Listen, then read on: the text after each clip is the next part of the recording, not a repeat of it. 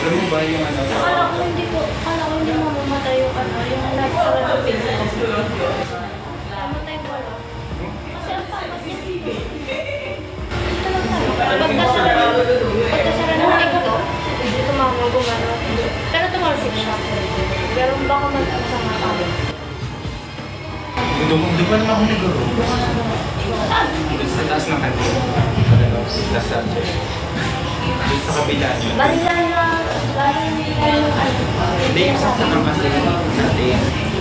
Ayun yung sakta. Iba tayo magkaiba.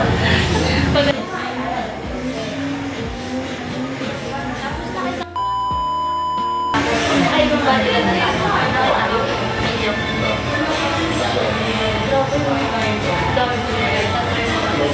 Bata ay dalawa. Sa akin yung lalaki. Ayun niya yung nagsabi yung sa hospital. Yawa ng mga tao. Nabigyan mo coincidence yung ano, sa teacher ko. Yung bago yung mga kalitan. Yung araw yung Friday. Kasi ano, inaasal ng teacher ko. Yung classmate ko kasi finish yung mga kasi yung ano niya, yung haircut niya. Parang wag mo palampin niya. Tapos ayun, yung bandang hapon daw niya, doon nangyari yung kanila sa table. Friday, Monday talaga. Ay, oo, Monday.